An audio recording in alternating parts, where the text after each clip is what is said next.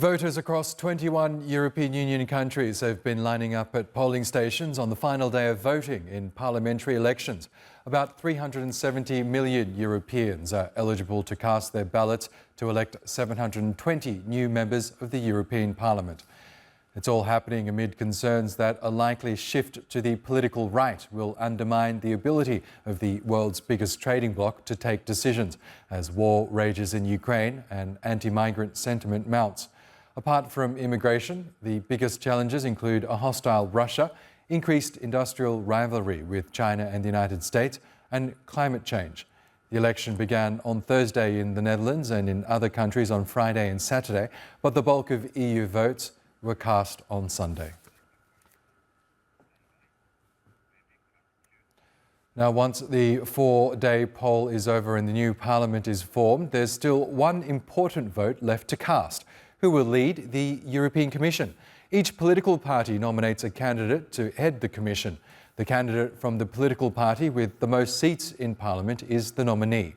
Members of Parliament then vote on whether or not to endorse them. The clear front-runner is the incumbent Commission President Ursula von der Leyen. She's the candidate for the centre-right European People's Party and is vying for a second five-year term.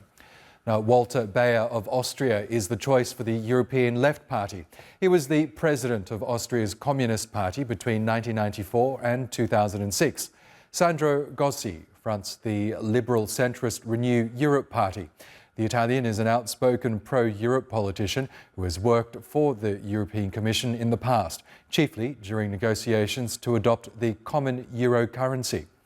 The European Greens has named Terry Reintke from Germany as its candidate. She has served as a member of the European Parliament since 2014. And Nicolas Schmidt will represent the Party of European Socialists. From Luxembourg, the career politician has served as the European Commissioner for Jobs and Social Rights since 2019. Well, for more on this, let's go to Enda Brady now, who joins us for a special segment on our coverage of the European Union elections. Hi, Enda.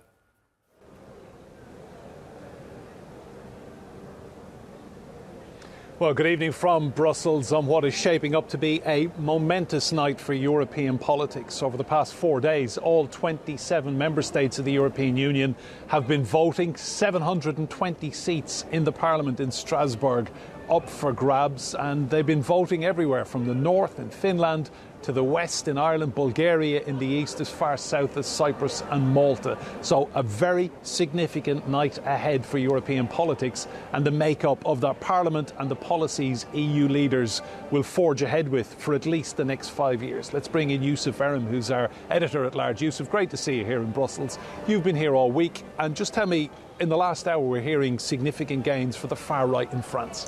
Definitely, it's a huge development in France.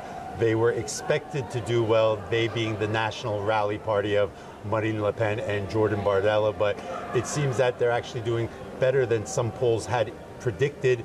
I was just in Paris before I came here to Brussels, and I had the opportunity to talk to some members of the National Rally Party, and they were actually quite optimistic. They were expecting 35 members of European Parliament, which would be a huge boost for the far right in France. And this popularity, or rise in popularity, has been generated basically by their anti-migrant position, their position against the EU overreaching into the rights of sovereign states, cost of living crisis, tackling inflation as well, and the war in Ukraine has been a very central issue in many countries. So they've fed off of many of these issues with some populist policies, and they're reaping the benefits right now from what we're seeing in the exit polls.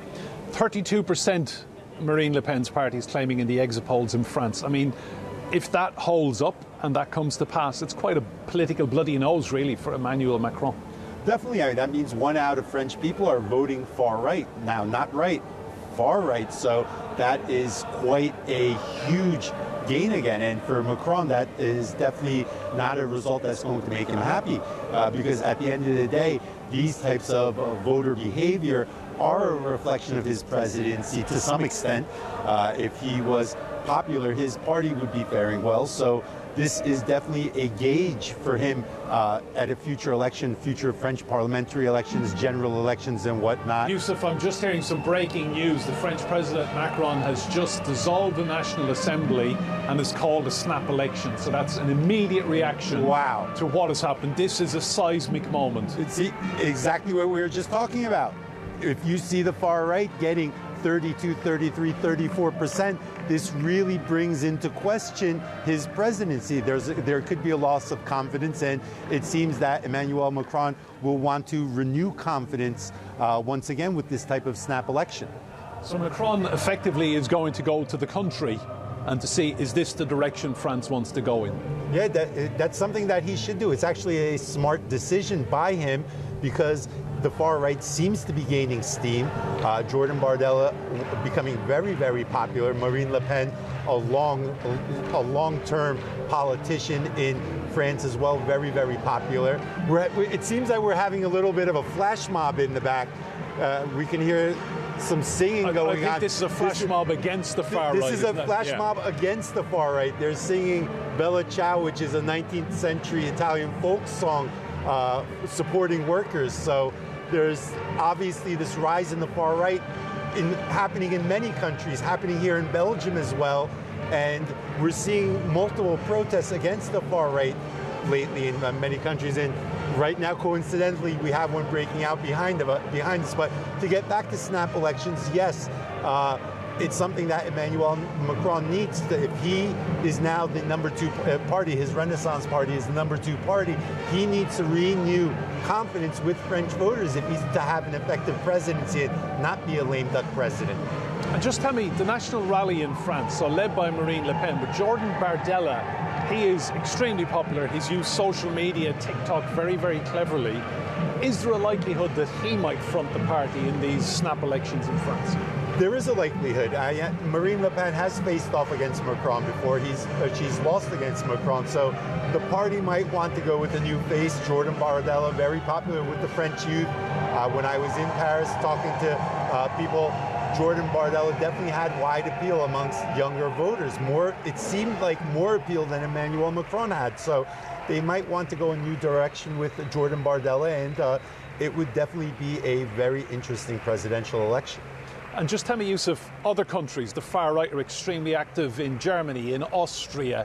Are we likely to see what's happened in France in the last couple of hours occur in those countries as well? Well, right now, according to exit polls and opinion polls, they're expected to win in Italy, they're expected to win in Belgium, they're expected to win in Austria as well. They're expected to come in either the 2nd or the 3rd spot in Germany, depending on the results, but they're there. In Spain, you have the Vox party, a new party, which is expected to come in 2nd or 3rd. In Romania, you have another new party, AUR, which is expected to come in 2nd right now. And these are huge results. I mean, we're not talking about right-wing parties. We're talking about hard right, far right parties coming in 1st place, 2nd place, or 3rd place in almost every single influential European country. And we forgot to talk about the Netherlands. Geert Wilders' party, the Freedom Party, fared very well. It looks like they're going to have 7 or 8 members of European Parliament. That's up from 0. Yusuf, I'm hearing we can bring in Peter Allen, our correspondent in Paris. Peter, just give us your assessment of what's unfolded in the last few minutes in the French capital. All very dramatic, Endo. I remember when we last spoke a bit earlier this evening, I said that the Rassemblement National, the far right, had gained massively in the European Parliament elections, so much so that they got double the vote of Emmanuel Macron's Renaissance Party, and he was going to make what sounded like an emergency address to the French people. He's done that now. He's appeared on TV here in Paris, and he's announced that he is dissolving the French National Assembly, the French Parliament, so that new parliamentary elections can be held over 2 legs at the end of June, at the beginning of July, so that the French people can have another say in how they want the country to be run. Extremely dramatic. What makes it even more dramatic is that Jordan Bardella, who was the main candidate on the Rassemblement National list tonight, he actually called for Monsieur Macron to dissolve Parliament. So, in other words, Emmanuel Macron has done exactly what the far-right National Rally are asking him to do. That might sound rather counterintuitive. You might think that when a party that he clearly doesn't want to see in power has got a massively positive election result, you might not want to have another election on domestic issues. So a very strange approach by Emmanuel Macron, but he believes in democracy, he says, and that's why he's called these elections, Enda.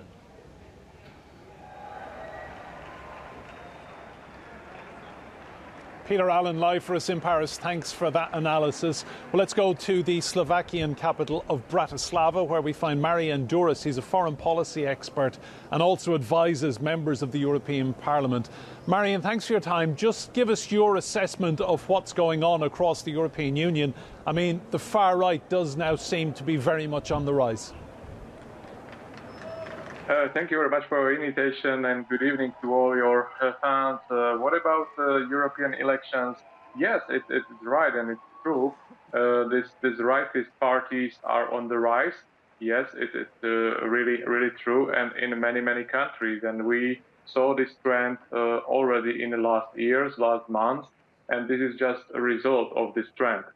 And when you mentioned this French situation, it is very interesting. It's a very shocking situation. What about this parliament and this thing, maybe snap elections?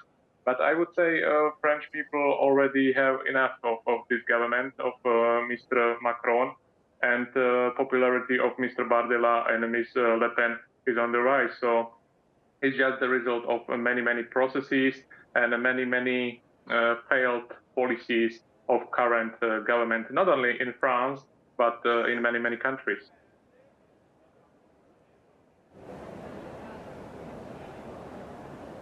Marian, from what you're hearing tonight, do you think the results in France may be mirrored in other countries like Germany and Austria, or indeed your country, Slovakia?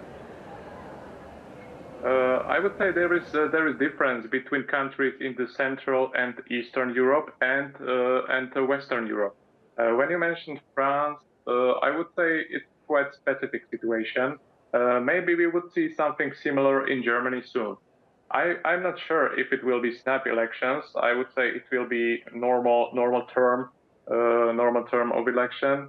But I would be really sure that no party from this government coalition, from current government coalition in government, will not be in next coalition.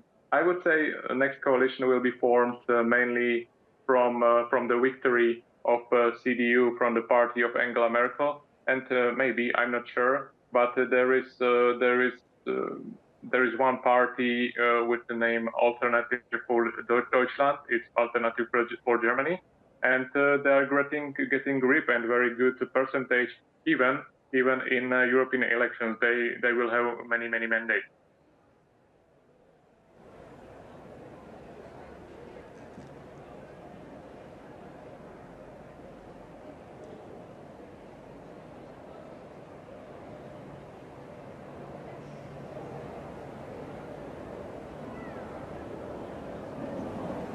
Marian, they're live for us in the Slovakian capital of Bratislava. Thank you. Well, what's been driving all of these votes towards the far right? Our correspondent Simon McGregor Wood has been looking into it. Wherever you look in this EU election campaign, parties on the far right are surging. They include the well-established, like Marine Le Pen's National Rally and Germany's Alternative for Germany. But they also include new ones, like Spain's Vox and the Belgian Vlaams Belang. In 16 of the 27 member states, right-wing parties are polling in excess of 20%. The traditional domination of centrist parties in the parliament is threatened, and that could have real impact. Far-right parties have differences, but they all oppose migration and almost all want to reduce the power of Brussels and its institutions. We must stand against them. We must sanction them. We must dismiss them. We must give this power the most crushing electoral defeat possible. Big gains could make it harder to pass new laws that give the EU institutions more power over national parliaments. Further divides could come over support for Ukraine. Some, like Giorgia Meloni's Brothers of Italy and Poland's Law and Justice, are strong supporters of Kyiv. But France's National Rally, Germany's AfD and Hungary's ruling Fidesz are much less enthusiastic. Today, Europe is on the side of war. The sole exception is Hungary, which advocates for an immediate ceasefire and peace negotiations. Then there's climate and the EU's ambitious plan to be carbon neutral by 2050, the Green Deal. Most far-right parties think the timetable is too fast and too costly for European consumers, businesses and especially farmers. Many parties have supported their demonstrations and protests. If they work together in Parliament, they could block new legislation. It's the same on China. Brussels is cooling relations and threatening trade sanctions. But some on the far right support Beijing's vision of a multipolar world and want its investment. There have always been influential fringes of the left and right in the EU Parliament, but the last two elections have seen a significant shift to the right. And although the parties are diverse and fractured, the traditional power of the centre is being challenged in a way it has never been before. Simon McGregor-Wood, TRT World. Well, in Bulgaria, voters have just gone to the polls for the sixth time in 3 years, would you believe, as Atla Atbash now reports.